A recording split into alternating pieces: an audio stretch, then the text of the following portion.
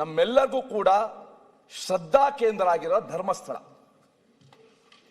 ಧರ್ಮಸ್ಥಳದ ಬಗ್ಗೆ ಕಂಪ್ಲೇಂಟ್ ಆಯ್ತು, ಎಲ್ಲ ಆಯ್ತು. ಇದೇ ಸದನದಲ್ಲಿ ಪರಮೇಶ್ವರ್ ಅವರು ಹೇಳಿದ್ರು, ದಿನೇಶ್ ಗುಂಡೂರಾವ್ ಹೇಳಿದ್ರು, ನಮ್ಮ ದಕ್ಷಿಣ ಕನ್ನಡದ ಪೊಲೀಸ್ ಅವರು ಬಹಳ ಸಶಕ್ತರಾಗಿದ್ದಾರೆ, ಯಾವುದೇ SIT ಬೇಡ ಅಂತ ಹೇಳಿದ್ರು. ಇದಕ್ಕೆ SIT ಮಾಡ್ಬಿಟ್ರು. ದಿನೇಶ್ ಗುಂಡೂರಾವ್ ಹೇಳಿದ್ರು, ನಮ್ಗೆ ಯಾರಿಗೂ ಕೂಡ ಮಾಡಬೇಕು ಅಂತ ಇಷ್ಟ ಇರಲಿಲ್ಲ, ಕೆಲವು ನಿಯೋಗಗಳು ಬಂದು ಒತ್ತಡ ತಂದು ಅದಕ್ಕೋಸ್ಕರ ನಾವು ಮಾಡಿದ್ದೀವಿ ಅಂತ. Fine, fair enough, V welcome it. ಆಯ್ತು, ಸತ್ಯಾಂಶ ಬರಲಿ ಅಂತ. ಅವರು ಆಫೀಸರು ಮೊಹಂತಿಯವರ ನೇತೃತ್ವದಲ್ಲಿ ನೀವು ಒಂದು ಕಮಿಟಿ ಮಾಡಿದ್ರಿ. ಆ ಕಮಿಟಿನಲ್ಲಿ DGP ಪ್ರಣಬ್ ಮೊಹಂತಿ, ಪೊಲೀಸ್ ಮಹಾನಿರ್ದೇಶಕರು ಆಂತರಿಕ ಭದ್ರತಾ ವಿಭಾಗ SIT ಮುಖ್ಯಸ್ಥ DIG MN ಅನುಚೇತ್, ಪೊಲೀಸ್ ಉಪಮಹಾ ನಿರೀಕ್ಷಕರು DIG ಅವರು ಅದರಿಂದ ಆಚೆ ಬಂದರು. ಸೌಮ್ಯಲತಾ SK IPS ಅಧಿಕಾರಿ, ನಗರ ಸಶಸ್ತ್ರ ಪಡೆ ಕೇಂದ್ರ ಕಚೇರಿ, ಅದರಿಂದ ಅವರು ಆಚೆ ಬಂದರು. SIT ಯಾಕೆ ರಚಿಸಿದ್ರು ಗೊತ್ತು?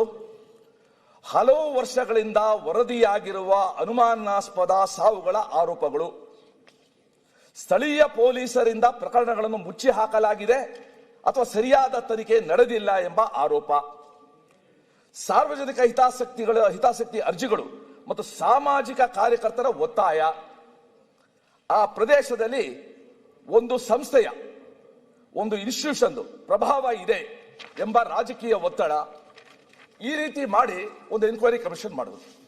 ನಮಗೂ ಕೂಡ ಆಯ್ತು, ಮಾಡಲಿ, ಒಂದು ಸತ್ಯಾಸತ್ಯತೆ ನಾವೆಲ್ಲೂ ಕೂಡ ವಿರೋಧಿಸಲಿಲ್ಲ. ಇನ್ನೊಂದು ಹೆಜ್ಜೆ ಮುಂತಾಯಿತು. ಧರ್ಮಸ್ಥಳದಂತಹ ಅತಿ ಸಂವೇದನಾಶೀಲ ಪ್ರಭಾವಶಾಲಿ ಪ್ರಕರಣದಲ್ಲಿ ಸಾಮಾನ್ಯ ಪೊಲೀಸ್ ತನಿಖೆಯಿಂದ ಸಾರ್ವಜನಿಕ ನಂಬಿಕೆ ಮೂಡದು ಎಂಬುದು ರಾಜ್ಯ ಸರ್ಕಾರದ ವಾದ ಆಗಿತ್ತು.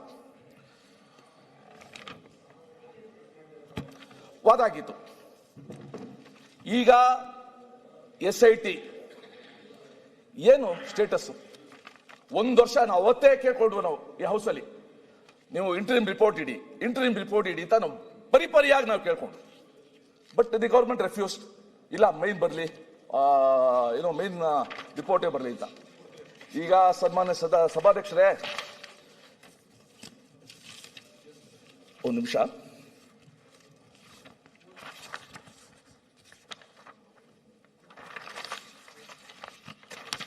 ಈಗ ಧರ್ಮಸ್ಥಳದ ಬಗ್ಗೆ SIT ಆಯಿತು, ಅದು ಯಾರೋ ಮುಸುಕುದಾರಿ ಬುರುಡೆ, ಅದೊಂದು ದೊಡ್ಡ ರಾಮಾಯಣ. ಅದು ಅವ್ರನ್ನೇನೋ ಅರೆಸ್ಟ್ ಮಾಡಿದ್ರು, ಅವ್ರನ್ನ ಬಿಟ್ರು, ಗಡಿಪಾರು ಮಾಡಿದ್ರು, ಬಿಟ್ರು, ಅದೇನೋ ನಡೀತಾ ಇದೆ, ಅವೆಲ್ಲ ಪೇಪರ್ ಓದ್ತಾ ಇದೀವಿ. ಆದ್ರೆ ಸರ್ಕಾರ ರಚಿಸಿದ SIT ರಿಪೋರ್ಟ್ ಏನು, ಯಾಕೆ ಇನ್ನೂ ಕೂಡ ಬಂದಿಲ್ಲ?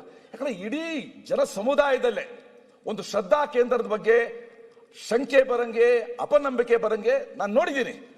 ಅದು ಒಂದು ಹೇಳ್ಕೊಂಡ್ರು, ಧರ್ಮಸ್ಥಳಕ್ಕೆ ಹೋಗೋ ಜನ ಸಂಖ್ಯೆನೇ ಕಡಿಮೆ ಆಗ್ಬಿಟ್ಟಿದೆ ಅಂತ ಹೆಮ್ಮೆಯಿಂದ ಹೇಳ್ಕೊಂಡ್ರು. ಸರ್, ನಾವು ಒಂದು ಹೇಳ್ತೀವಿ ಸರ್, ಯಾರೂ ಇಲ್ಲದೆ ಇರೋರಿಗೆ ಧರ್ಮಸ್ಥಳ ಅನ್ನೋದು ಒಂದು ಭರವಸೆ ಕೇಂದ್ರ, ನಂಬಿಕೆ ಕೇಂದ್ರ. ಇದಾನಪ್ಪ ನಮ್ಮ ಮಂಜಪ್ಪ ಇದ್ದಾರೆ ಅಂತ ಆ ನಂಬಿಕೆನೇ ಛಿದ್ರ ಮಾಡಕ್ ಹೊರಟ್ರಲ್ಲ ಇವರು. ಅದ್ರ ಬಗ್ಗೆ SIT ಮಾಡಿದ್ರಲ್ಲ, where is the report? What has happen?